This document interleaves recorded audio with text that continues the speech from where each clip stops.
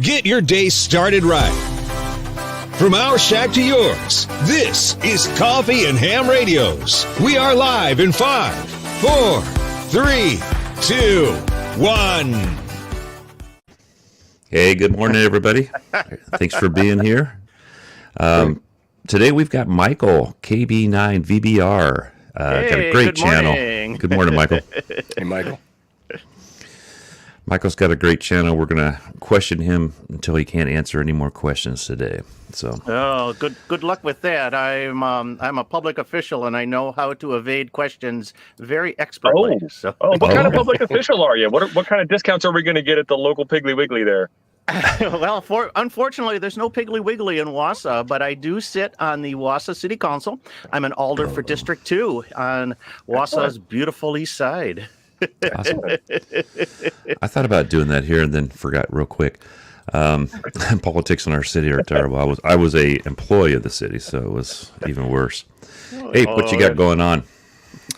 I don't have anything going on. I'm trying to man the comments today, so I'm just running through that and seeing what's going on. No videos coming or anything? There's one real important one that just slid by there. Eh? Grab that one.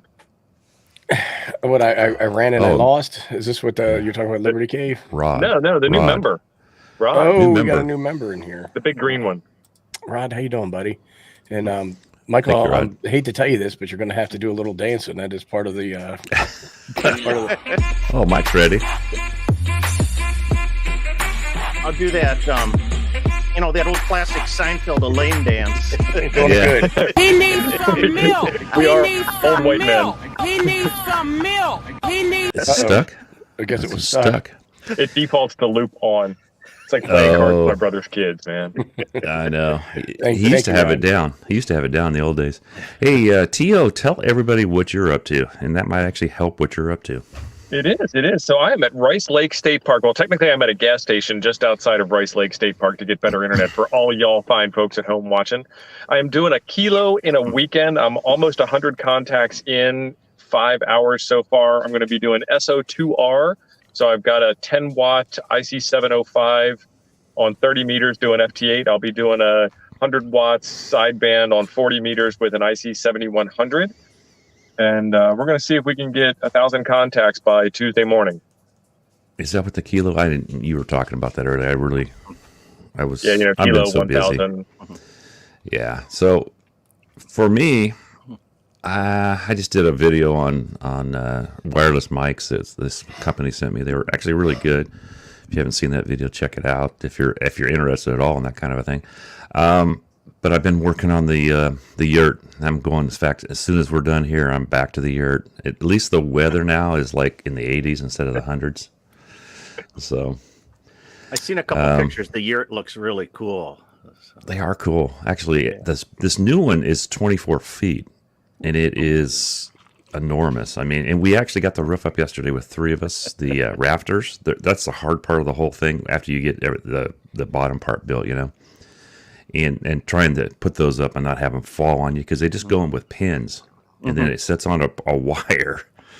But this time the wire has a screw, so we put the set screws in the wires to at least hold one side of it. And we dropped one yesterday, but didn't hit anybody this time, so that was good.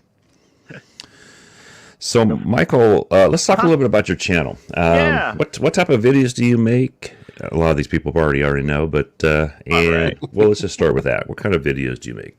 I make, I guess you could call it general content, amateur radio style videos, but I really kind of concentrate on 2 things and maybe 3 for just a little, just off to the side a little bit. But primarily, it's, like I said, general amateur radio content, how to do it, kind of things, projects, and then also, out in the field doing stuff with amateur radio, namely parks on the air, activation kind of things. So I'll usually alternate my content with, maybe like ham radio general content video and then a parks on the air activation. So it's like you can see both sides of amateur radio. We talk about amateur radio and then we do amateur radio. And then to a very small extent, every once in a while I'll have a product review, but I don't like to make product reviews the focus of my channel. So I don't either. That's not really my end game. Well, I want to talk a little about your POTA, but I want TO has a really good explanation of why you do so well on your Parks on the Air. Because Parks on the Air are one of those videos that, just watching contact after contact gets kind of boring for a lot of people. And I know that when I make them, I don't get the views you get. And but TO has a interesting reason that you actually get the video. Probably the main reason that you get so many people to watch yours. Yeah, one of the things I like about the way that you do your Parks on the Air videos, Michael, is that you actually introduce the park and the history and some information, and then you'll like cook a meal, or you'll do something beside. Like this is my travel log plus ham radio, not this is ham radio. I mean, everybody can make contacts, and I get that for a new ham, there's some value in watching somebody make contacts and learning how the process works and overcoming mic fright and all that jazz. But after your fourth or fifth video, there's got to be something more to the draw there. You got to provide more to the audience, and you do a fantastic job with that. Meals. Yep, absolutely, and that's what I look for is when I do an activation video. It's got to have a story. It's got to have a hook, and I may not know what the story is until I'm halfway through.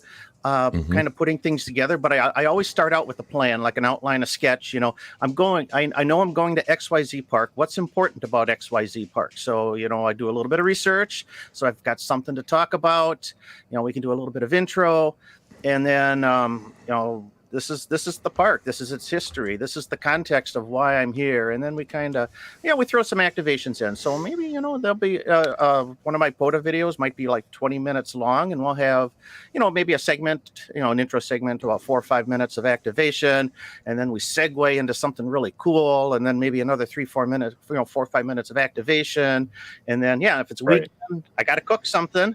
Everybody wants what's coming out of the Dutch oven, and then we'll finish things up. So I did a evening POTA one time out by myself camping with my 4Runner, and I was cooking dinner while I'm making contacts, right? And this one, and I got to go get my dinner off the barbecue, and one guy, just one more, and that one more, I burnt my steak, and it was like, dang it. It was still good, but especially when you're out camping, Yeah. Oh yeah. Yeah. So I tell you guys, if you haven't worked a lot of Parks on the Air, or you haven't worked pileups, watch Michael, because Michael always gets pileups, and he knows how to work a pileup. So I've learned too, and as you do them, you get better. You do. I'm sure Michael wasn't super great at it the first time out, because you're doing all these different things. You got your, trying to make your.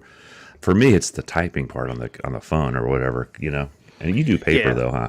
No, actually, I've fully transitioned over to hammers, MRS, whatever you want to call it, and use my little. Everybody's got these $60 Evolve laptops that they're just like insanely crazy about. I've been using I've had this computer for 3 years now. It's the dinosaur. It was the cheapest Lenovo I found on Amazon 3 years ago, because I needed a logging computer for field day like 3 years ago.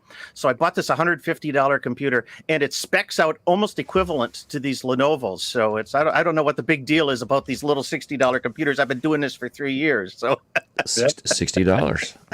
It's $60. I paid $150 for mine. It's still kicking. So it's a Raspberry Pi you can get your hands on. That's the only It's got the exact right specs for what we need it for, and absolutely nothing more. Right. It's kind of sluggish when you want to do the data stuff, and the clock drifts like crazy. But for logging, it's perfect. Yeah. I try to take. I got an iPad, and just for the reason that it gives me a little bit bigger screen than my phone. But I sat there. The phone works really good if you're like sitting. One of these times I was sitting on a rock, and I'm making contacts, and I could do it I could use both hands, and I could run the radio and the phone at the same time. So that was a free-handed job, man. It is. It is. That's why I like using. A lot of times I've been using a headset too now for activations, but I still got to press the button because I'm not confident enough to use Vox in the field. Because I'm gonna say something under my breath, and right. Oh, this jerk again, yeah. It's this guy. A lot of times Yeah. it's making side contacts, side comments to my wife while she's sitting there at the other end of the picnic table doing something. So Yep, seen her in a couple of your videos. Looks like she's weaving something. What is she making? she's weaving. She's got this loom. It's like a portable rigid heddle loom, and she'll make scarves and table runners with it. She sells them online. If you search the Loom of Doom on Instagram, you'll Loom find of her. Doom. The Loom of Doom. Actually, she's going to a show this morning. Just a little bit. Oh, that's why you have permission to be on the show with us. Okay. Yeah, that's cool. She actually, it seems like she enjoys going out with you too. You guys got your little trailer there, your little teardrop. We'll talk about that later. But it's a whole weekend adventure. I'm actually going to stop for just a second. I'm going to plug our antenna. I don't know if you're familiar with our antenna, Michael, but I just wanted to show if Ape can pull me up, and I'll show you what you get in the kit. And then this is just the winder. This is probably the most different part of our kit than any other in-fed half-wave or link dipole, because of how it's made. This is made out of nylon. It's super, super strong. I mean, you can break it. I mean, you can break anything. But you try hard enough. Yeah, and it's got the, it's hard to see. There it is. It got the hole where the wire comes out the end. So when you put it in the line, it's a straight line. And then in the kit, you'll find this is the way we're doing the kits here, is all the wire for the kit will be on the winder with the Velcro strap. So you get 3. It makes it easy for me for putting them up. And then you just get a little bag like this. Yep, upside down. Look at that. But then all the parts are inside. So I just want to give us a little plug. And then you get your little instruction thing where you hit the barcode here. And that will take you to our site for the instructions. Don't show that barcode on stream, man. People might know ahead of time what they're getting into. barefootguys.com is the website where you can pick we'll put a link in there for that. Michael, one of the you can bring me back. One of the reasons we do these is we're not looking to get rich or anything off these, but we're trying to get, kind of like you do with your channel, getting people to make their own stuff and learn a little bit about, especially new hams. Even some older hams we sold stuff to that have never made their own antennas. And it just, if you go through if you do our in-fed and our link dipole, you end up making 2 different types of windings on the toroids and stuff. So it's a learning process also. And we source everything the hardest part is sourcing the parts, let me tell you. Yes. And it's not always, sometimes it's cheaper to buy a kit because you have to buy multiple. Right? We had to order like 13,000 feet of wire, and that's not that's not an easy. Easy I know what you mean, because I build and sell VHF, UHF antennas, and I'm ordering parts all the time. So it's convenient for me when I got to order parts. If I need I need a few capacitors, you can't buy just one capacitor because it's just, no, you can't. Yeah, they accidentally give you 7 because they don't want them either. Yeah, a 10-cent capacitor all of a sudden costs you $9. So why don't you go ahead and give your plug for your antennas that you build and tell everybody what you're talking about right there. All right. Well, we all know, but VHF, UHF antennas. I was gonna reach behind. I think I got one behind me somewhere. But jpole-antenna.com is the website. You can find it. Or otherwise, if you type into any search bar KB9VBR antennas, I've been doing this for 20 some years, so I pretty much have cornered the market on. Here we go on a search engine optimization for J-pole antennas, but a wide range of antennas, VHF, UHF, 50 megahertz, all the way up to about 470 megahertz. I do not do anything HF at this point in time, but just focus big on J-pole. And you do slim jims too, right? Yes, I do, and not the wire ones, but everything I do is solid copper. So it's designed to be used for base operations. If you want an antenna at your house, at your cabin, on your shed, on your whatever, it's there. I wish I had mine in here. See if I can impress you with it the way I ended up making it. Can you tell us? Why don't you tell the viewers the difference between the J-pole and the Slim Jim? Because there's a little difference between the two and how they perform, right? There is. The standard J-pole is really, it's a half-wave antenna with a quarter-wave matching stub on the bottom. So you get an antenna that is lengthwise is like 3/4 of a wave, but it's really only a half wave antenna, and I think that's the biggest misnomer people have. They think it's monstrous 3/4 wave antenna, but it's really only a half wave antenna. The Slim Jim, what we do is you kind of put a bend in the middle, and then another half wave section comes down, so it looks like a trombone, I guess. A lot of people call it that. And that does that flattens the RF radiation takeoff angle, and you end up with a little bit better perceived gain with that flattened radiation takeoff angle. So also you get more bandwidth and a little bit lower noise floor with the Slim Jim style antennas. Cool. So I made this for the Slim Jim, but unfortunately I built it first and then I couldn't get it unless I wanted to cut it. I can't get it on there, but just to do to hold them apart, Yep. Yeah, I think it would hold up, but I blew it. I thought of it afterwards. You'd probably have to put that on. You'd probably have to thread the two pieces, and then you're gotta solder everything together and jig it so that everything kind of stays sort of straight and level, I suppose. And so that J-pole has the Slim Jim has a lower takeoff angle though, right? And I know you do a video, Correct. I think, that says why you may want one or the other. Yep. So like if you live out in the plain someplace, you might the Slim Jim might be the better thing where there's no mountains in your way or anything, right? Correct. I usually tell people if you are at a low elevation, if you're in a valley or something like that, a little bit lower gain antenna is actually a better choice because it just has a more rounded radiation angle. If you're at a higher elevation, if your HAAT, height above average terrain, is better than what most other places, then the Slim Jim is a great choice. Yeah, you can really I like take that advantage down. I did the roll-up Slim Jim for taking out on peaks here in California. We're like 7 to 1,100, 8,000, 9,000 feet, and it works.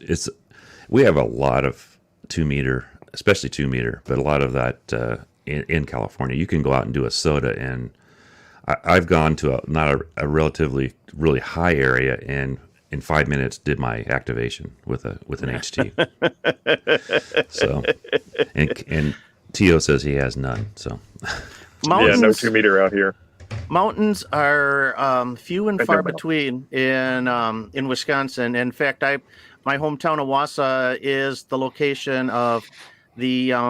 It's not the highest peak in the state, but it's the highest elevation above normal terrain in the state. Rib Mountain, and its peak, Rib Mountain State Park, is about 1,920 feet. So, and average terrain here is at about 1,200 feet. I think my house sits at 1,184. So it's I'm at 18 feet at my 18 house. feet. If the tsunami comes, I'm probably done. The I'm really lowest, close to 1,500, but no mountains. The nearest mountain's an hour away. Yeah. See, as you get up into the northern part of the state, you've got what's called the Wisconsin Dome. It was just a Precambrian uprising that sort of created, where the elevation gets up to about 1,600 feet, and but everything is at 1,600 feet, so it's no luck there. Travel down towards the Great Lakes, lake level at Superior, Lake Michigan, is like 560 feet, 580 feet, I think it is. So it's that kind of gives you an idea of what we're looking at elevations here. The nearest mountain for me is nearest SOTA activation summit for me is in Rice Lake, Wisconsin, and I'm actually going to be doing that next month in October. Oh, nice. That's awesome. So, what are you currently working on there, Michael? Anything special right now? Other than that you can share. Yeah, it's I got a couple projects in the hopper, and actually I'm just in the planning stages right now. Going to build a antenna from start to finish. I'm actually planning to build a doublet, so it's going to be the whole 9 yards. Literally 9 yards of wire. 9 yards of wire. I'm going to build my own ladder line because I'm too cheap to buy ladder line, and actually when I priced it, I'm only saving like $10. Yeah, no. $10. Are you doing the? Are you using the? Now big we know how much pins? your time's worth, Michael. Yeah. Well, are you going to use an hour? Are you going to use the big pins for your spacers from the dollar store? No, actually, so I think one of the neat things of being an ARRL member is you get to peruse their archives of all the magazines. And I found in a copy of QST, somebody did a hint, in the hints and kinks column, they told you, well, you can build ladder line spacers by using just irrigation hose and zip ties. So yeah, I'm gonna. That's what they use. They use the big pins because at the dollar store you can get 15 or 20 of them for a buck or something. Mm-hmm. And they take the middle out and then use that and zip ties around them. Yeah, same thing, same process. Yeah, I think I got about 50 feet of irrigation of half-inch irrigation hose for about $8. Yeah, that's good. Save big money at Menards, and then No, spend big money at Menards, but it's 11% off. which you can only spend back at Menards again. Yeah, which they raised the price 15%. Oh, I showed them. I got a couch with all the 11% savings from Menards, and then the couch broke, and I had buy the insurance at the cash register thing. So they wound up sending me a check for the price of the couch. I'm like, I really want the couch fixed. I don't. Right. I don't want money. I want a couch. Yeah. Yeah. That's actually my favorite wire antenna, Michael. That's what I have here for all my low band stuff. I've been running it for years. Works awesome. They're awesome antennas. Yeah. I mean, people don't like the tuner thing, but I think the wire takes that out of it. Yeah. It's initially I'll probably be doing. I got a little travel tuner that has the open wire connections on the back, so I'll start with that, mm-hmm. and then in a future episode I will build the 4-to-1 transformer and do. I've got one for my Elecraft KX2.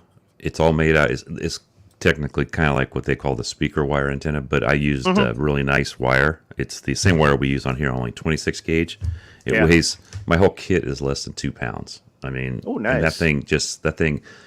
I don't even use it. I've got a 4-to-1 and a 1-to-1. They actually say 1-to-1 nowadays. For there's a good. I don't know if you've seen it, but DX Engineering has a really great article on the infit or on the doublet antennas. If you haven't seen that, I'll have to check that one out. They actually recommend a 1-to-1, which is kind of weird because that's nobody ever used to say that. But and I've tried both. They both work. Really, I tried it without it, and it really, works. just all you need to do is to transition your ladder segment to coax to get it into the tuner. And if you're using, 4-to-1, 1-to-1, what 4-to-1 would give you a little bit wider tuning range, but really but with most wide-ranging out external tuners, a 1-to-1 is going to be sufficient. Yeah, your tuner actually has a balun built into it, so that's why I don't. Not all of them. Not all of them. No, but the tuner you would want to use for a doublet should. Like your Versa tuner from MFJ, the manual one, or any of their automatic tuners have enough inductance change in it to act as a balun. Yeah, my Palstar does not have one. They actually recommend the external, and that's what I use for mine. But I think a lot of the challenges is that a lot with some of those 4-to-1s, you have voltage 4-to-1s, and then you have current 4-to-1s.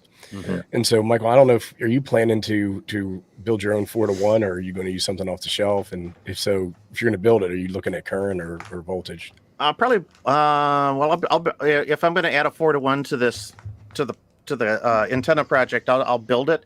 It's probably going to be a current balun. I haven't picked I haven't picked a design yet, but I was able to source the out of print Baluns and Onions book by Sevic, and I'll probably good reading. Yeah, I'll probably use one of the plans in there.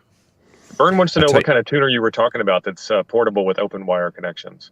I got one of the MFJ mobile tuner. Is it the 949? I think it is. Is it the auto tuner one? No, it's the No, my auto tuner is the LDG Z11 and Pro 2, and that only has coax. That doesn't do open wire at all. But my MFJ portable tuner, mobile tuner has both. Yeah, most of your especially your manual tuners have. Manual tuners do, yeah. They have the wire hookups anyhow. Mm-hmm. I mean, I've got an old Heathkit one. It's actually a nice portable one. They say it's good for 50, but guys on the internet said you can get 100 through it on sideband. But yeah, I've actually ran my little doublet for my KX2. I don't even use a balun most of the time. I just hook it up to a BNC banana deal, and that tuner will tune like a wet noodle, they say, so, and it works Yeah, great. that's one of the advantages of QRP is you can be really tolerant with Yeah. poor SWRs. So That thing will bring it to 1-to-1. I mean, no matter where you're at. I tell you the truth, I took it to Mount Pacifico with Josh from HRCC. He did it for his Facebook thing. There's like 12 of us that showed up for it, and I think say 3/4 of the guys end up finishing their contacts on that antenna. I just sit here, either use mine or a lot of them had KX3s and 2s, and it just worked. I mean, it could have been the location I set it up. I don't know, but it just. Oh yeah, it was your magic, Chuck. It probably was the antenna magic from Chuck. There you go. So, Michael, what is your most favorite ever video that you've made? Oh wow, it's like all of my children, and I love them equally. How many children do you have? Yeah, right. We know one. I got two. I got Okay. a daughter. My daughter, she's 26, I guess. She lives down in Madison, Wisconsin, and my son just lives in he's 24 in Stevens Point. So, I love them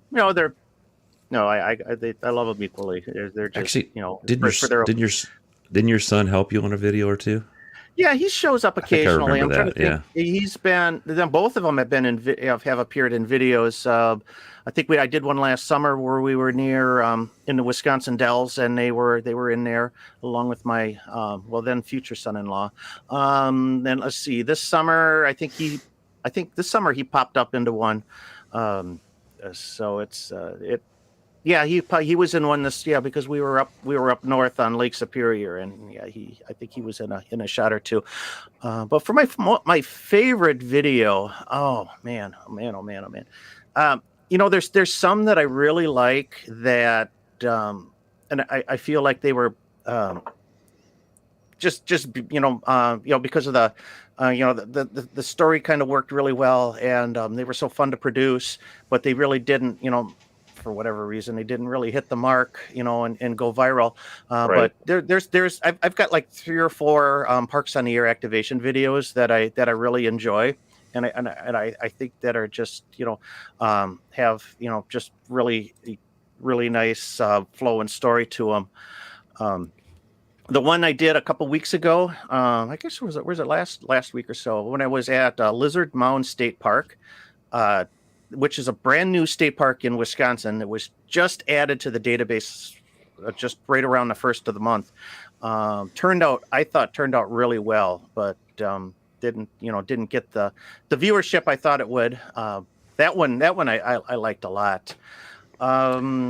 Going back, there's a few how to do it ones that were really fun. I think that my classic tape measure Yagi antenna, I really enjoy that one. That's one of my favorites, and it still to this day continues to be right. That's one of those long-term ones. You did a camping trip where it was a Parks on the Air, and you built if I remember correctly, an off-center fed dipole to take with you.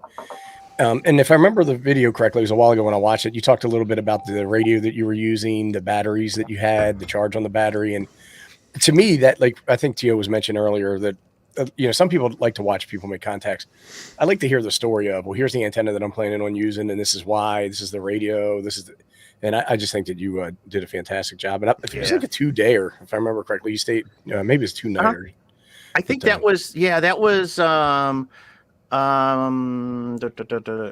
I did. A couple of years ago, I did Field Day. That was amidst Field Day 2020.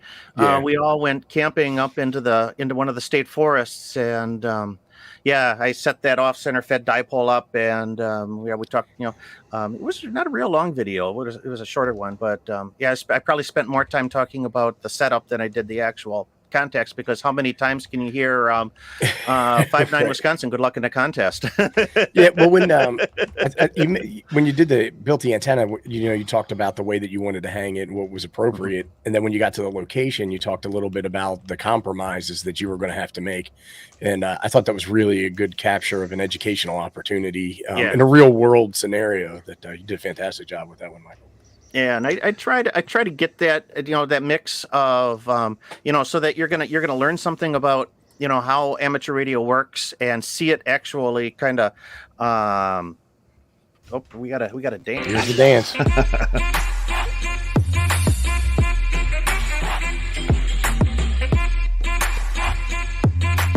He needs some milk.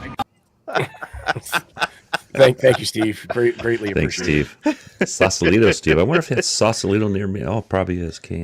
Yep. We had a real quick question from Byron come in about where can we buy the antenna that Chuck was showing. That's the coffeeandhamradios.com website or the barefootguys.com website. I'll drop a link in the chat. I put one. I told him. I actually got back to him. Said there's one above, but I figure Abe will probably drop some more there. So you see, one thing we didn't ask you on your antennas was how do you ship those things? I mean, that's a big shipping deal, right? It is. It's gotten worse in the last year. Let me tell you about that. For the longest time, U.S. Priority Mail worked great for me because they had you could ship up to 84 inches combined length plus girth, which was perfect for a J-pole because it topped out at 79 inches or 80 inches. So I had like 2 inches to spare. But then in their quest to be financially solvent, decided that is no longer the case. It's the worst for us. Like we had somebody who needed some extra wire sent to them. After we sent the antenna out, and we use the flat rate shipping boxes, which start at about $9 to ship. And I just ordered wire from the vendor and had it shipped to them because it was cheaper than drop shipping. I've done that for a few people where I've needed to, send them like an adapter or something like that, and I'll just drop ship it to Amazon Prime. That works. But don't you also make it in a 2-piece one also? Yep. Now, actually, I've had to redesign the antenna, so now everything is a 2-piece antenna, and I ship for the majority of my stuff. I'm shipping UPS ground now, so I can stay under their max length is 48 inches before I get into extra handling. So I use some shipping software called shippingeasy.com that gives so I can get commercial discounts in to save me money in printing my own shipping labels, and but it's killing me. It's killing me. We were using Pirate Ship, Shippo, but now we're using Shippo. Yeah, I think they must all come out of the same place because it always the interface always seems quite similar between the two. I've been using Shipping Easy for years and years and years because it integrated with my shopping cart on the website, and it integrated with eBay, and I just look on one dashboard and print labels. I like that. So. Well, no, we talked about them, but your antennas, the first time I looked at them was shocked at the price. For the quality of the materials, the ruggedness of them, and then being a handmade product, I just couldn't believe it. I was like, wow, these things are copper ain't cheap. No, it's not cheap. It's coming down in price, but this I've really had to just tighten my belt a little bit this summer just to kind of keep. I didn't want to. I've had to raise prices, but you get to the point where things aren't as elastic as you would hope they would be, and now it's finally getting a little bit better. The price, raw materials are coming down in price slightly. Yeah, finally. Yeah, but shipping is going up in price. But I think, you talk about the durability. I think the key difference between mine and what a lot of other people's are doing is I directly solder the SO239 right to the copper portion of the antenna itself. So it is, there's nothing in there that is going to corrode, over the life of the antenna. That's actually the hardest part of building one of those. Yes. That is the hardest part, I think. Because you have to have it in the right place for one. Yep. Right. Well, your antennas actually appeal to more than just hams. I was actually listening to a scanning podcast, like for radio scanners, and they were talking about your antennas on there. My two biggest market segments right now are GMRS. I'm selling a lot of GMRS antennas all of a sudden, and no weather band radio antennas. I sell weather band antennas for manufacturing facilities, hospitals, radio stations, television stations.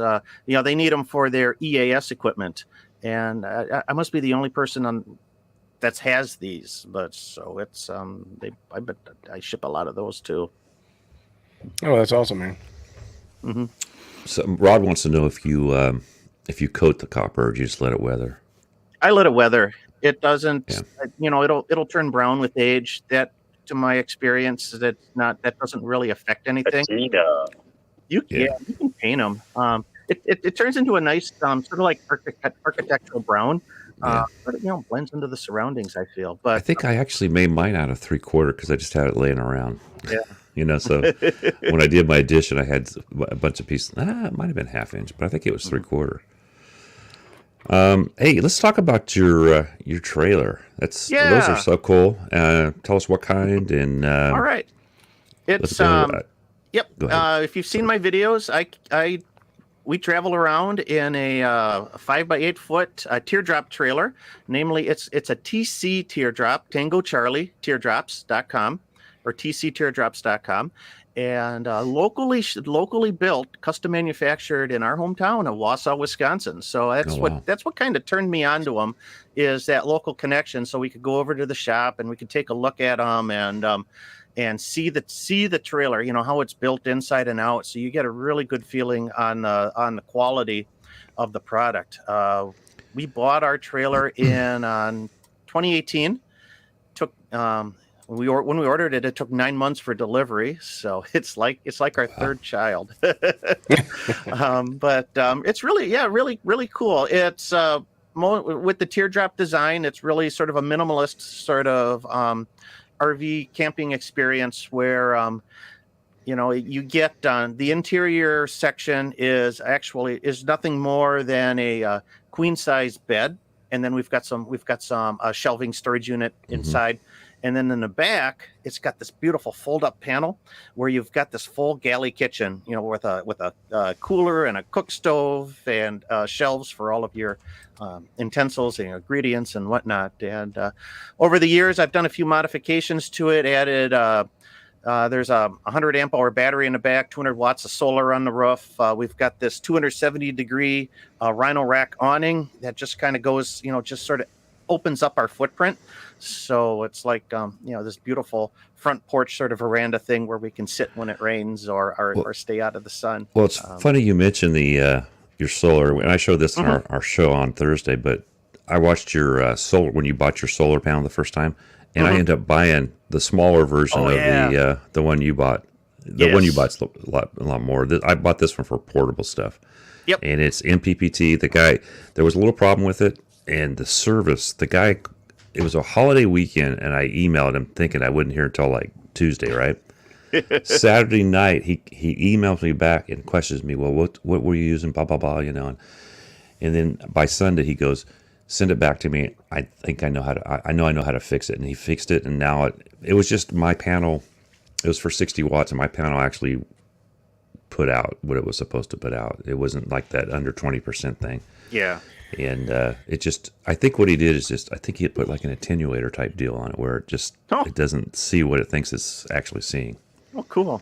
So yeah, those are beautiful charge controllers, and the guy that builds them, they're built in Michigan, so they're U.S. made, and the guy's a ham, so he understands the importance of devices that are RF quiet.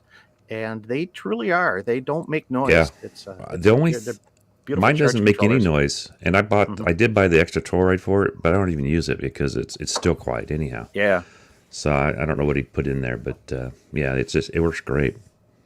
That's awesome. What kind of panels do you have on the top of the camper? Put magic in there, Chuck. Yeah, it's the panel is a 200 watt panel from Bouge RV. Last year I had a 180 watt panel, and this spring they sent me the 200 watt panel to review. So it's 10% better, I guess. It's a new design, right? I watched that video too because I'm about ready to buy that one for my motorhome and replace my 100 watter because it's the same size.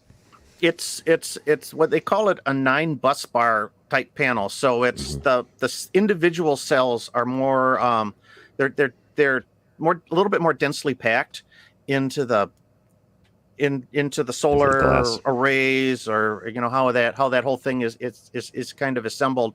So dimensionally, it's this just about the same size as my 180 watt panel, but because they're able to use smaller connections for everything, they can get more individual cells into a segment, and it's 10% more energy collecting, I guess.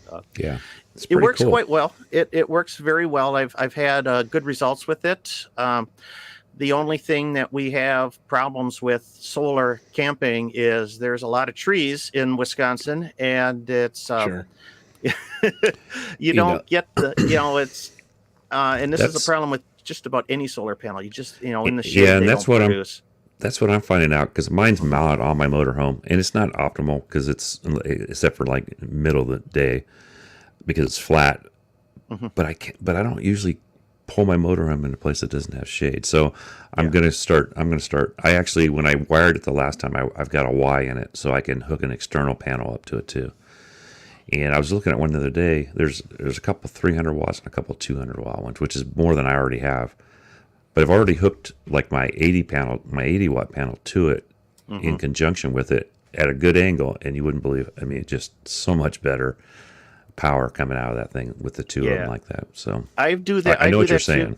Yeah, I've added so there when the wire comes down from the 200 watt panel into the trailer, it plugs into an SAE connector, and I do have a Y, so I can add an external panel, and that really makes a difference. You can move that panel around and hit those sunny spots, but then I found that's a lot of work to do that. So this year, I used to have a 50 amp hour battery in the trailer, and I moved up to a 100 amp hour battery, just so when I'm out camping, I don't have to worry about moving an external panel around, and it runs the refrigerator. I got one of those compressor fridges in the back, and I do too.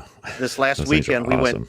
we had 3 days of shade, clouds, and rain, and I think I was fully charged when we pulled into the campground, and on when we left on Monday morning, my charge was at 47%. What type of battery? I know you said it's 100 amp hour, but can you talk a little bit about the battery? I think it's one of those inexpensive ones on Amazon. Let me think. Wise. I think it's WEIZE is the brand name. Mm-hmm. When I was looking for batteries, of course, I went to Will Prowse YouTube channel. Sure. Because he does those battery teardowns, and I watched a lot of 100 amp hour battery teardowns, and this was the one that actually, he tore it down, and he said, "Hey, this is a good battery. It actually has a low temp cutoff sensor on the BMS, which is important to me because in October we're going to be camping in Wisconsin, and it's going to be 30 degrees out." And because unlike Will Prowse, you have cold temperatures to worry about. I know. So a couple people are asking about that charge controller, Chuck. It's DIY Solar for the letter U.com, right? DIY Solar for U.com. Yes, it is. That's it. Exactly. I'll get the link in there. Yeah. And I've done a couple of reviews, at least one review on the 20 amp hour buck boost controller that I'm using. So this is buck boost also. So yes. Mm-hmm. I think even the smaller one is version. the small. All of his are both buck boosts. Yeah. So it's they're beautiful controllers. Not that I totally understand that, but is that for YOU or for the just you? It is you, just you, for a letter U. U. The letter U.com. So I know you.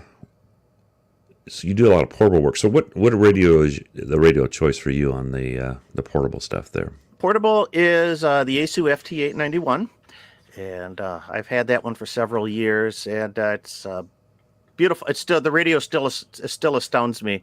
I have just this last week I did a video, 5 clever tricks you didn't know your FT891 did. So I saw that. I haven't had a chance to watch it yet. There's a lot of things.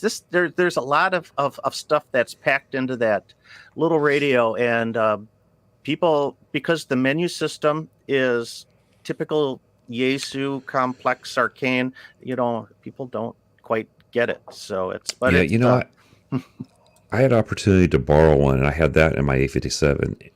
And in my opinion, they went backwards on the menu system. The A57 was a lot easier to work. And I actually prefer, I gave it back to my buddy. He says, keep it. And I'm like, well, I don't need both. And I like to do 2 meter sideband. So that's more of it too. So if you got the 857, keep that rig, because it's worth more than I paid for it.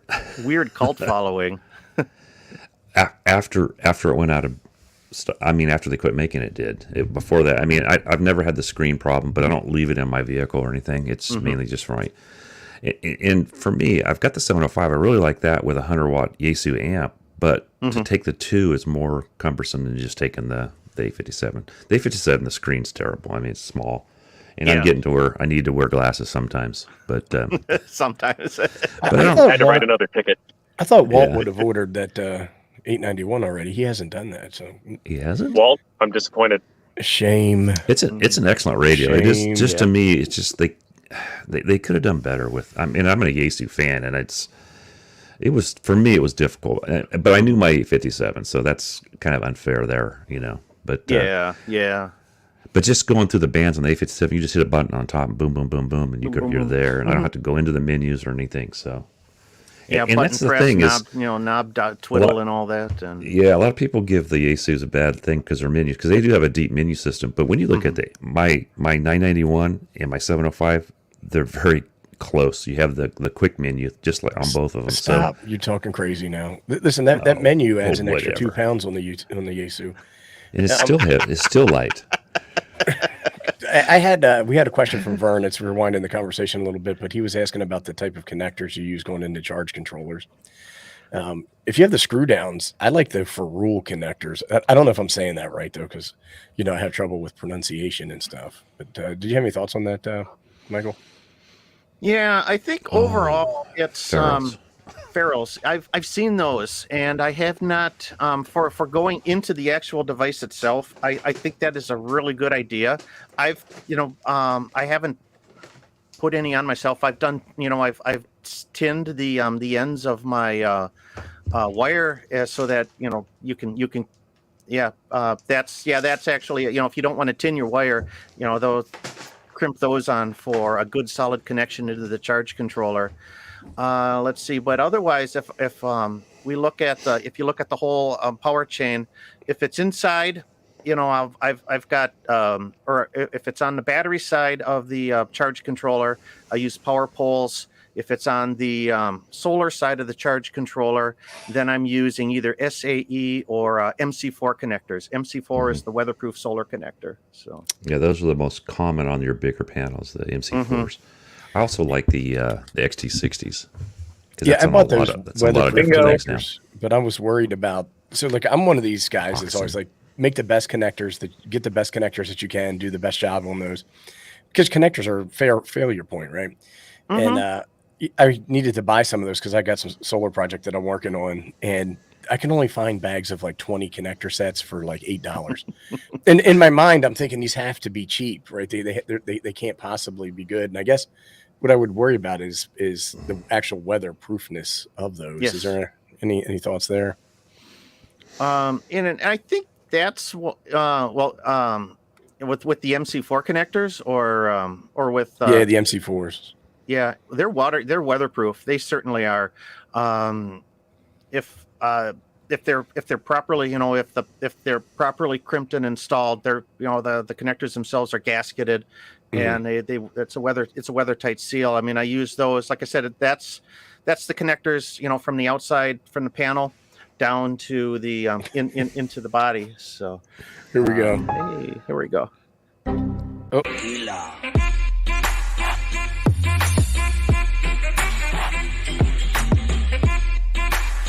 He needs some milk. He needs some milk. It keeps you busy around here, doesn't it, Michael? Oh yeah, that's a good thing. Got to get my exercise there. You got to watch out from the corner of my eye there. I think that's your that's your 4 main: the XT60, the SAE, and the power. Now power poles have been real popular in solar, and then the what the other ones were that you were talking about. Those are the most common on your panels usually. Yeah, MC4s are the common panel connectors. Yeah. So I tried. Mine's been on my motorhome for 10, 15 years and never had a problem with it. The only thing I don't like about MC4 connectors is you got to really watch your polarity really close. Yeah, for sure. Because they flip back and forth all the time, depending on how you're plugging male and female. So it's like it's that whole measure twice, cut once analogy. Check everything with the meter when you're putting your MC4 connectors together, because if the wire is black, it still might be a positive lead. So that's the only thing I don't like about MC4s. But other than that, there's power poles are great because they're genderless, and that's why it's easy to see red and black, positive and negative. But with some of these other connectors, it's not always the case. So right. With those MC4s, I think is what they're. It'd be great if they didn't just make them in black. If you could buy red ones as well, right? So that way, Right. It would be, but the problem is that they switch gender all the time. Male and female, depending on what side of the connection you are, because there's a male plug and a female plug, and that doesn't always designate polarity. It's you need a multimeter out there with you. You absolutely do. I don't know if anybody heard that, but I think we had a fire call down the street. So I did hear that. Some of Wausau's finest. We're really cool. Our fire department is an all paramedic crew, so when they roll a med, they also roll an engine. So you get a lot of noise on a med call. That's what we did here too. We tried to have a paramedic every shift, at least one, and eventually we just started hiring paramedics because it was cheaper to hire them than pay to have them go to school. What we do is there's been such a shortage of quality firefighters, is that the city will hire you as a if you're a firefighter with an EMT basic, we will pay for you to get your paramedic license. That's cool. Mm-hmm. They offered that to me. It was too late in my career for me. I just didn't want to do it. Thanks, Walt. Do you have any travel plans here in the near future that you're going to do that we should be looking for? We're getting ready for fall camping season. Well, I guess fall camping season is here. My videos usually run about 2 or 3 weeks behind, so you'll probably see some stuff that you'll see stuff that's already that's in the hopper. But coming up in October, we're going to be heading back to the island. It's one of our favorite locations on the shores of Lake Superior, the Apostle Islands. So we'll go up there for a few days, the beginning of October. Late October, I'm heading up to the Flambeau River State Forest with Joe and Travis. You've seen them on some previous videos, and we're gonna. I think there's going to be some ham radio debauchery there, so we've got some fun stuff planned for that weekend. When you go up to Superior, are you taking 35 up, 35 north? What I usually do is I'll take. I like to kind of take what I call my Great Circle route.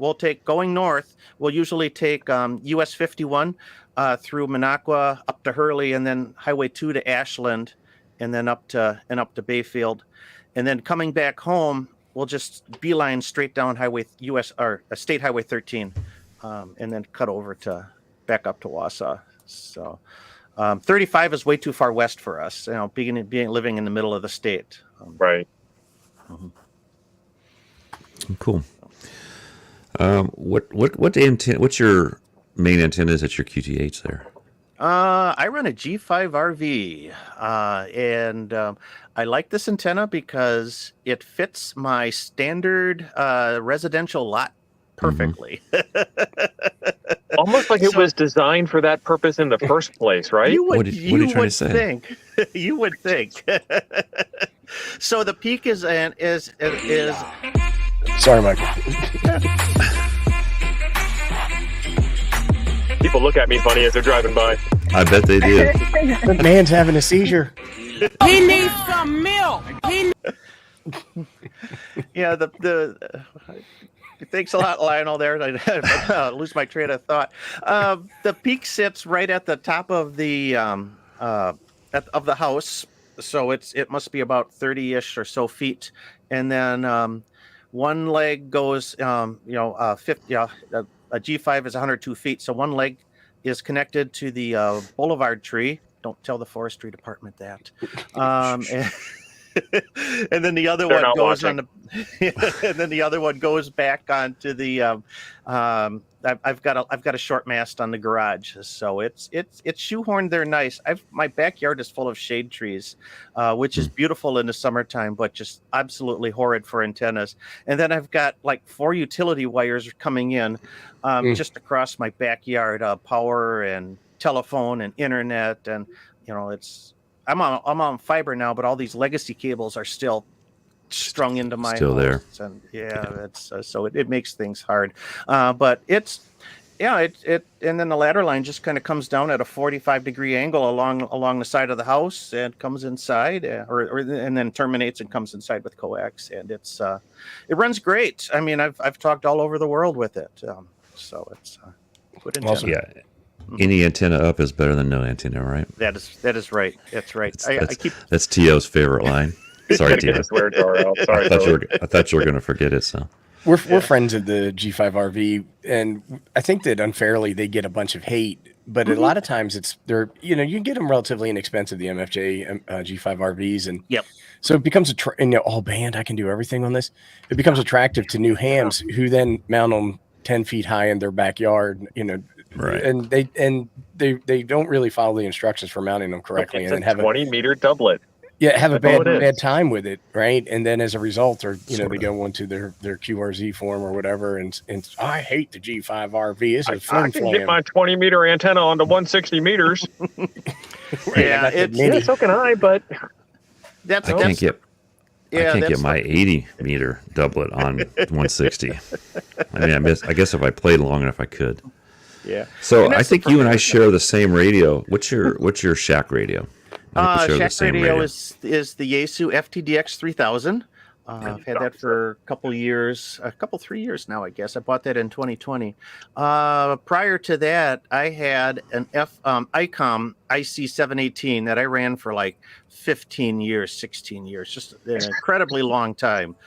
Because that radio still make that radio. Yeah, they still make it. Which is surprising, yeah. I bought it back in like 2002, and it's. I just I haven't found a radio that I replaced my FTDX 3000 with. I mean, if I did, it's just they're so expensive that I don't want to spend the money. 5,000. Yeah. Well, there you go. Maybe the FTDX 10 or the 101D or something. The 10 almost got me because of the price now, especially now that it came down. But it's the antenna ports. I use my antenna ports, and they didn't continue that, which I can get by without it. But I keep my 6-meter Yagi on that number 2, and that's where it comes in at. So every time I switch there, I don't have to do anything. It's always there. So yep. I got this theory, when you hear all of these breathless announcements of a new HF radio hitting the scene. People are saying, is this going to be replaced? It's going to replace this radio. It's going to replace this radio. It's going to sit, wherever in the hierarchy. And I've come up with a theory that you can tell where a radio is going to sit within a manufacturer's product line by looking at the back panel. Count the number of ports on the back panel, and that will tell you how they feel a radio sits in their product line. So, if it's like, that's good tip. Yeah, if it's like if it's we'll say ICOM. If it's like the 718, it's like 2 ports. And then if it's and then if you go up at the top of the line, the 9700, it's you look at the back, the backside looks like a NASA control panel. Right.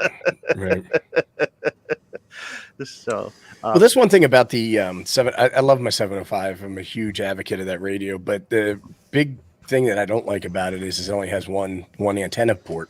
And like my 817 has the front and the back, so you can have 2 different antennas on there, one for HF and one for UHF, VHF. And everybody's like, just get yourself a duplexer, and but it's one more thing that I have to worry about, right?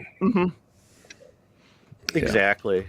I think I use because I got the G5. I've got the wide range external tuner, and that's got the I oftentimes I'll use that for if I'm plugging a second antenna in, because I want, things are going to come through the tuner anyway, and then I'll flip antennas using the tuner more so than hitting the tune button, the antenna button on the rig itself. But yeah, I used to be more organized until I organized my my shack. I lost, for my manual tuner, I had everything from my doublet written down to where I could get at least really close, and then it's just a little fine tuning. And I need to go back, and I can't find it. I'm sure it's laying here someplace, but and I've been lazy. I haven't. I mean, I've been doing a little side job. So, what else is interesting about your shack that we don't know? It's pretty, actually. It's in the corner of my basement. So, one of these days, I'm gonna get rid of this '80s wallpaper, and repaint it. I keep saying that, but then it's not purple. It's not purple. Yeah. No, it's sort of a red, mauve, dark red kind of thing, and it's hard to kind of splash background light on it and whatnot. I don't know. So one of these days I gotta upgrade that. But really, I don't have a shack that's kind of overwhelming and state of the art. I mean, it's the HF rig that is the 3000, which is sort of like the centerpiece, and then dual band VHF UHF. I'm rocking this ancient ICOM IC 2800. Here's the head for it. There we go. For VHF UHF. Picked that up at a Hamfest. I'm not going to say I'm cheap, but I'm a pretty frugal. You're a ham. It's already included. Yeah. I'm not cheap. I'm frugal. Comes with a license. Because I know to spend money where it needs to be, and I'll buy quality components in that regard. But then I'm also looking for value when I can. I got an old 2-meter rig that I'm running APRS here in the background. Let's see. I've got another 2-meter all mode radio way back here. One of my keys is sitting on it, and that's an old Kenwood that I picked up at a Hamfest, and I'm gonna get this thing on the air yet this fall. We're planning to do some more VHF UHF videos, because people say I want to see more VHF UHF, so we'll get that thing on the air. It's surprising. I do a little SSB 2-meter stuff, and it usually does better than any of my POTA stuff. Yeah, usually. I guess because people don't. Not as me, but usually mine's sideband. So, yeah, we'll pull the all mode out and do some 2-meter sideband. But I don't have anything. So I got a dual band stick on the roof of the house, and if I'm going to use and a J pole for the APRS, but otherwise that's 3 antennas, and usually a 4th one in the wintertime. I'll set up when if the leaves fall off the tree. I'll set up some kind of a 4th antenna in the backyard, because I know that people aren't going to bug it with all the snow on the ground. So it's not. That's the shack in a nutshell. That's why I like the portable stuff. Is you can get out and throw some wild stuff up in the air and have some fun in a low noise floor environment. I like that workbench that you have there. I asked you about it. Yeah. And you think you got it like from a surplus thing, office sale or something like that, or government? Actually, so my wife used to work for a company that sold financial equipment, and a long time ago, they were in the banking industry. She was on the software side of things, but they had an entire division that would repair financial equipment, like cash registers and things like that. So they had a repair. They had technicians that sat at these desks and did their repair thing. And they closed that division down, and they liquidated all of those desks. And I think I paid like $75 for this thing. Yeah, that's fantastic. So it's counter height, nice big work surface here, and then it's got this overhead unit with electrical. So it's you can buy these. Edsel is the brand name, but like the car. Yeah. EDSAL. So Edsal. Okay. Edsal. Yeah. Just to be pedantic on the pronunciation. People playing along at home. Not making fun of you at all this time. This time. I got that upper Midwest nasal twang, so I get those complaints all the time. Oh, my favorite upper Midwest word is bag. Bag. Yeah, you put guys an say EL bag. on it. If you put an Bag. EL on it, then you got bag L. Would you like a bag? No, I don't want a bag. I'd like to pay for it. I'm gonna go drink some milk now. Yep. Milk. MELK. Yep. MELK. Milk. Actually, if anybody in the chat there has any questions for Michael, please put them up and we'll try to get them answered for you. Now, I told the guys right after I think Tio set this up, right? Was it you, Tio? And that you're one of those hams that does everything. I mean, like a lot of people specialize in one thing or another, but you pretty much do. I mean, if you guys look at his channel, the range of the different things that Michael goes over it's huge, and he's very knowledgeable on a lot of different things. So I appreciate that. I wish I was more that way. Yeah, I got my license back in '99, and I've always had an inquisitive nature. So it's I like to explore things. So it's not just I'm not just singularly focused on one aspect of the hobby. I'll look at it's hey, let's do a contest. Okay, well let's make a video doing a contest. And then, a friend of mine says, hey, let's go mobile and do this contest. Okay. That sounds like a lot of fun. Level up. Yeah, let's talk about emergency communications. And yeah, we'll do that. I'm our county's EC, so I got a little bit of experience with that. So and you did a video, I'm trying to remember the exact thing, but you were riding around on a bicycle and you were testing UHF, VHF signaling. But it was hot that day, if I remember correctly. I was like, "Oh no, I hope he's he's going to take it back." Yeah, I've had a few bicycling videos. I enjoy long distance cycling. I usually put on 1,500, 2,000 miles a year. Road biking. So it's that's another thing that I really enjoy doing. And when we can throw some ham radio in it, like last month, Dave White and I, Dave's another regular on the channel. We did a seven stop radar run on a state trail on the bicycles. Yeah, he had his e-bike, so he kind of just kind of cruised along. And then I was on my road bike. Had to put a little bit more effort into it, but still a beautiful. I used to bike ride a lot with some friends, and I was out on my road bike one day, and my buddy's he's on his mountain bike. We're on the street though. He goes, "Are you in high gear yet?" I'm like, "No." No. They're just. I mean, the first time I really got out and rode my mountain bike on the street is like, "Oh my god, this is a lot of work." Yeah, it is. Compared to our real road bike, Absolutely. And I've seen some people on longer rides, they're on those fat tire bikes, and it's like you can hear them coming because of those big tires, and it's like, oh my goodness, you're gonna sustain that for 100 miles. Okay. We had a question from Walt around if you've worked any portable in the Yappy. No idea what that is. He says he gets up there for work. I think he means the Upper UP. Peninsula. Yeah, the Upper Peninsula, Michigan. And I have. I've got a couple series of videos.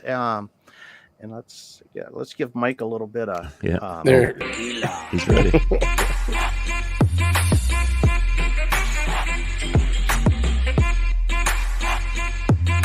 He needs some milk. Thank you, Michael. Appreciate it. All right. Yes. Hey, Mike. Good Both deal.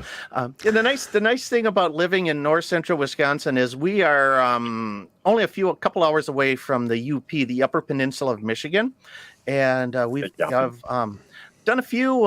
We actually last year I got a 3-part video where we went through the entire eastern half of the UP and saw some great things like the Mackinac Bridge up to Sault Ste. Marie across Pictured Rocks and Marquette and the whole 9 yards. So I've got that out there. I've also this spring we went up over Memorial Day weekend. We went to Marquette, Michigan, and activated Van Riper State Park. That was a beautiful trip full of gnats and black flies. Next year, we're planning. This year we were going to actually go up the Keweenaw and get up to Copper Harbor, but it got my wife had a job change, and that kind of reshuffled things, so we didn't make it up to the Keweenaw. But that's next year's trip, is to spend an extended period of time up in Michigan's beautiful Keweenaw Peninsula, and we've been some other places too in the UP. My daughter's in-laws have a cabin in Ontonagon, so I got to get up there. That's over by the Porcupine Mountains, so that's on our plans too. So awesome. Vern had a question about 2-strap backpacks. Yeah, it's something I've been. Yeah, I did a video back in August. I had my HF kit loadout, and I've been using one of those single strap sling bags for a couple of years, and I've come to realize I abhor sling bags now because they are not very comfortable. If I'm going from the car to the picnic table, I'll just carry it by the handle. But if I need to walk any significant distance with it, it's just an absolute terrible bag. So I'm looking for any recommendations on a nice 2-strap bag that'll hold the equipment. Doesn't necessarily have to be padded. And I don't want things that are super cumbersome like some of these camera bags tend to be. So I'm still looking for with the sling bags. Where I have trouble with them is that a lot of them are made for either left or right hand carry, and if you do that, you can't switch shoulders, which is something I like to do. But you need to use the waist strap with them to hold them in place. Unless you get an ambidextrous sling bag, which can be used either way, right? So they don't have the bag is not off centered. I find that those work really well. And then I used to do lots of backpack and bag videos way back, and a company called VanQuest used to sponsor the channel. They're expensive, but they have a very heavy material that they make their bags with, which is not waterproof, but it's water resistant, so it runs off, and they mount those zippers upside down, so inverted YKK zipper, so you don't get water penetration through them. Oh, nice. And then they do have a lot of camera style bags if padding is what you're into. They're definitely not cheap, but fantastic bags. I love them. Once you walk away from the sling bag, you're no longer, hipster messenger bike guy, and you're also no longer tactical guy. So you've got to find a new identity, Michael. I got a sling messenger bag that I'll use on the bike occasionally. One of those, it's if I'm going, if I got a meeting downtown, I'll throw the sling bag on and hit the bike, because I'm only like 2 miles from City Hall. I'll do that sometimes. That feels more comfortable to me than a backpack if I'm doing that. But loaded with radio gear, I found that you need better weight distribution, and I'm not a tactical kind of guy. If you've noticed. Come on. Michael, I don't know you well enough to say the thing I'm thinking about saying, but I've got a comment for that. We'll tell everybody Michael, once you leave the stream. I've got one of these, Michael. This is like the military style, and I tell you what, I can pack a lot of stuff, and if you like organization, as far as it has a ton of pockets on it, and I did a video on this, and I can't even remember it's like, I forget the name of the company. They don't even put it on the thing. They're the guy, the owner of this company was in partnership with 511, and he started his own business, and he's actually really close to me. It's like I order on a Monday and I have it on Wednesday if it's in stock. Oh wow, it's pretty fast. It's so tactical. They don't even have a name on it. I use this Maxpedition. It's a water bottle carrier, 12 by 5 inch, and then my 705 just slides in there beautifully. Oh, sweet! And then I can put a Valio and a battery at the top of that, and then it's got pouch here that that's my tuner for my 705 right there, and then I just added another pouch to it. But this is super duper. I mean, this is obviously for a very lightweight thing But if I'm going to take out more equipment, then I'll use a full size backpack. Yeah. Mine's loaded right now. Hey. Now, did that one come with the optional vertical lines on the display? Yeah. They all, They all do. Like they activate after No, 10,000 mine actually. contacts, they activate Mine's those like lines. 6, 7 years old. It doesn't have them yet. I don't know what's going on.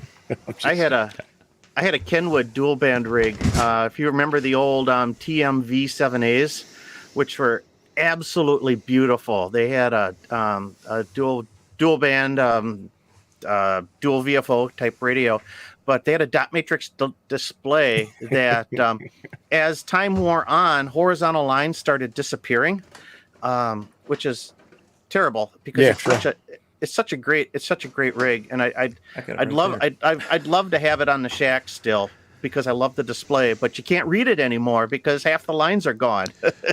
I tried to fix the one I have, and it just all the parts just fell apart. They're just disintegrating. I just kind of gave up. One of these days, maybe I'll pull it back out, but I probably should just sell it as parts.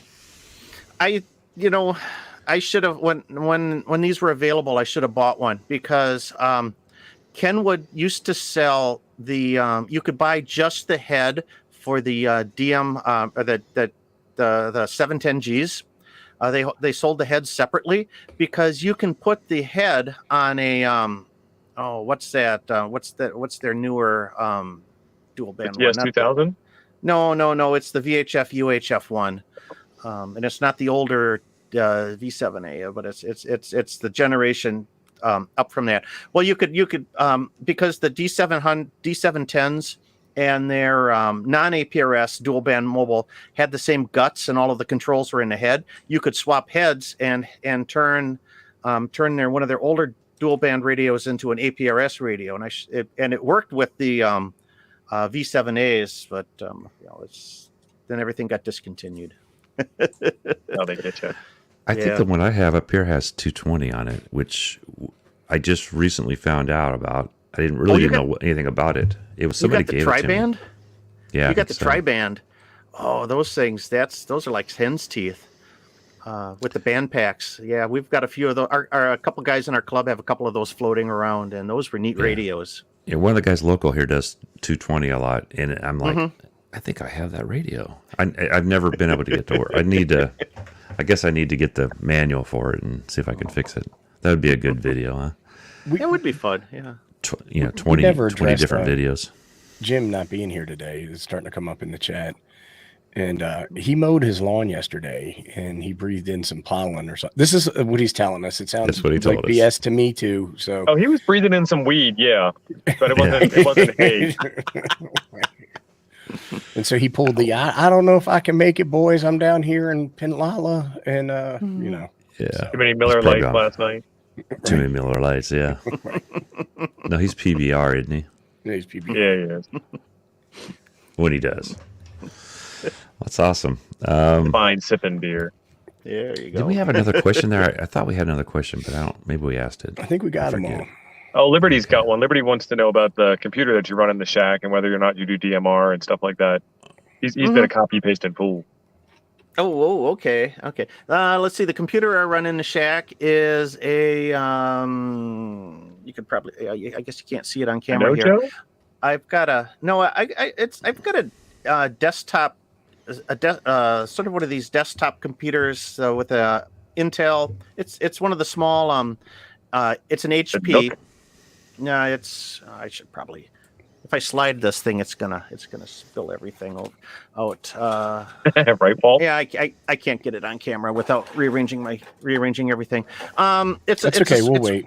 It's one of those small all-in-one units by HP. It's i5 processor in it. Was it $60?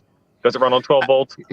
No, it's AC, but I don't spend a whole lot. I think I paid like $200-300 for the unit. It's one of those mini things that you'll find in like an educational setting or something like that. Yeah. And cool. it I like it because it doesn't take up a lot of space on the desk, and it's got a nice big monitor and keyboard. DMR. I do run some DMR. I've got a Pi running somewhere in the house with somewhere. You just lost it. It's on the network. It's all you need to know with Pi Star on it. And so I got occasionally DMR, occasionally System Fusion. I got a Yaesu handheld with System Fusion. I got a P25 radio here. If you want to kind of get into that, this is my Aries Races radio because it's got I've got the local public safety channels with permission of our emergency manager on those. Yeah, so Dim's not here. We don't need to talk about P25. He loves it. And let's see what else I got. The only thing I don't have is ICOM, D-Star. I don't have any D-Star equipment. And why is my camera not focusing? Catch my eyeballs. There we go. Okay. Now it's focusing on me again. All eyes on me. Yeah, that's. I've never messed with D-Star. I do have a couple D-Star radios, but I messed with it once. Yeah, I was there, Chuck. It was painful For hours. Still trying to disconnect. It wasn't just me either. It was painful. So that's the only digital stuff I don't have is D-Star, but DMR. We won't hold it against you. Okay. Abe just says that he will. I'd be like, I can't believe he doesn't have. I can't. Yeah. He's already typing it up in the back chat. What I found I have digital 2-meter stuff, and there's not that many. It doesn't seem like there's that many people on it. Really, I'm kind of wondering if the extra $20 for the radio wasn't worth it. Probably, They actually discontinued that radio too for some reason. Maybe that's why. Maybe it didn't hear anybody. Yeah, that could be. It's we've got a nice fusion repeater in town here, but you don't hear anybody on it unless somebody pops America Link open. So right. Over the last couple of years, we've had a lot of our repeaters convert to fusion. Yaesu was running a really nice deal to kind of get propagation of their equipment out in the field. It worked. And yeah, it sure did. A lot of but it caused drama, right, with some of the local repeater groups and clubs where, people, you mean to tell me I need to replace my Radio Shack 101 with a, and some of that stuff. But we got one of those too. Yeah, it's Radio Shack. Yeah, I love the way they look. Those big old. You can pistol whip with somebody with that. Well, it's so funny because if you ever see the old advertisements for them, they're like now with 6 channels. It's like. It's great. This will show up. This is going to show up in a video one of these days. I just haven't had the time to work on it yet. So I got the old HTX 202. So who made those things? I mean, Tandy was part of their company, but I think they were made by other companies. Realistic. Right? Well, it says realistic Tandy on the label. I don't know who, because really Radio Shack doesn't make their own stuff. It's just they don't have any market. Radio Shack is selling cryptocurrency now. Well, Radio Shack is like a bad rash. They keep coming back. You know what I mean? Yeah, they're back, I heard. Just saw a thing where they're coming back again. Mm-hmm. So, I don't know. I loved Radio Shack. What I didn't like is when I went in there, I felt like I was being interrogated by the FBI when it was time to check out. They're like, I would like your zip code, address, height, all this different stuff. And I'm like, come on, man. I'm just trying to buy some batteries. We have We have a really good, or used to, I don't know if it's still there, electronics store down in Berkeley.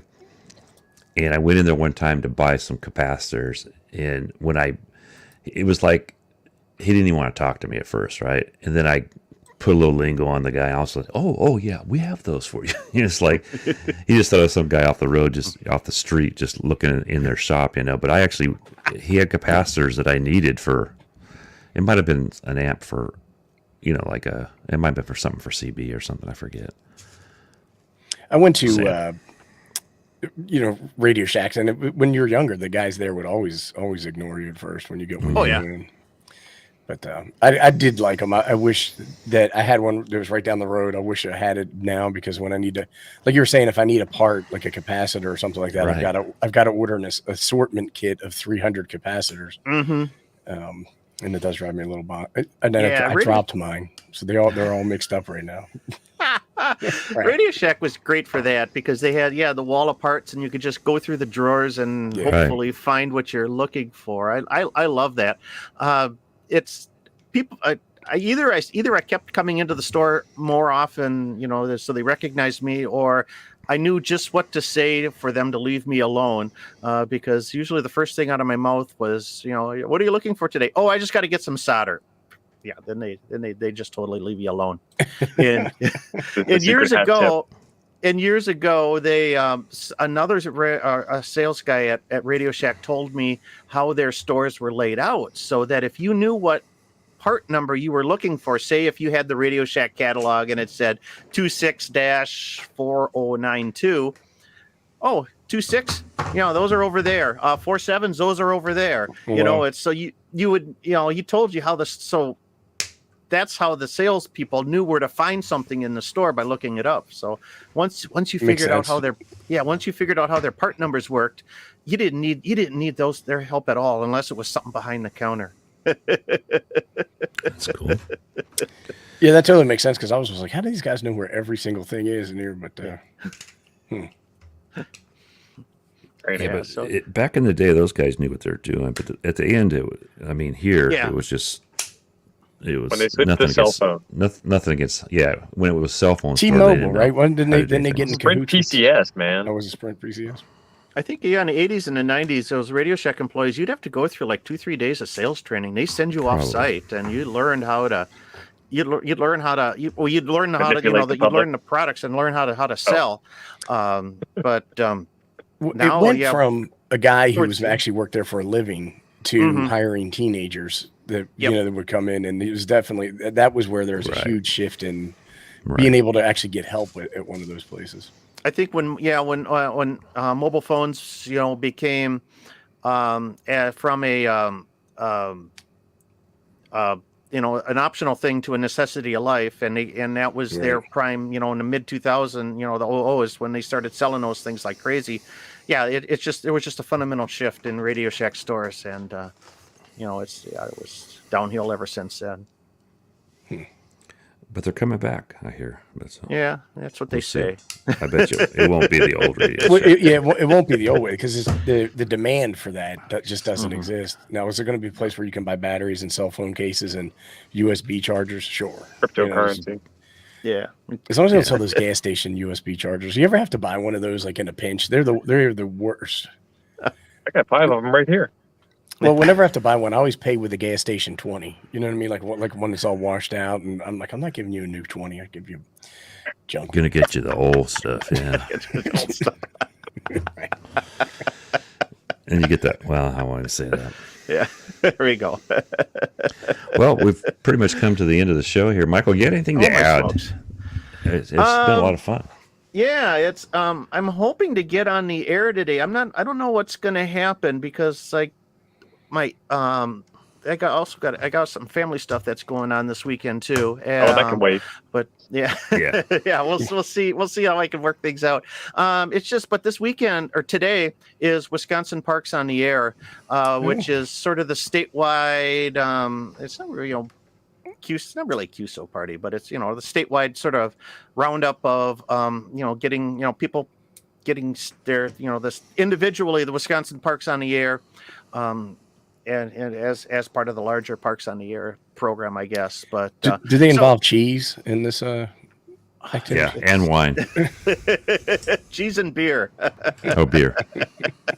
That's California. We do the wine. Yeah, we're not like you Californians with those California cows. We got real Wisconsin cows and real Wisconsin beer. So I still think most of the cheese is made here. Still, I don't know. I think you might outperform us in fluid milk production, but we still got the better cheese. Oh, okay. So yeah, WPOTA, Wisconsin Parks on the Air is gonna. So you're gonna hear a lot of if you're gonna be a hunter today or a park to park, you're gonna hear a lot of Wisconsin Parks on the Air. I think that starts at 11 o'clock Central Time. And I went to Minnesota. And you're in Minnesota. Totally messed up. Well, Wisconsin parks were full this weekend. They're full? They're always for the POTAs. For the POTA. No, it's campground All right. reservations are insane. They're just absolutely insane. It's more difficult than it needs to be. Yeah. That's why we Shoot, go to most the of ours UP. are closed because of fires. All right. Well, it was great having you on the show, Michael. Oh, this is a pleasure. It's Yeah, thank you. Really glad you could make it. This is the fastest 90 minutes I think has ever happened. So Almost as fast as a POTA, right? almost. Yeah. Well, we thank everybody for being here, and you guys got anything to add? Abe, Tio? Thanks everybody in the chat. Thanks for super Yeah. chats, and again, thanks. We really Michael, for appreciate being you here. guys. It's a great show. Oh yeah. See you on the air later. Yeah. Oh, yeah. Don't forget Tio's going to be on the air. Yep. We'll be All listening. right. We'll see you guys. I hit the button.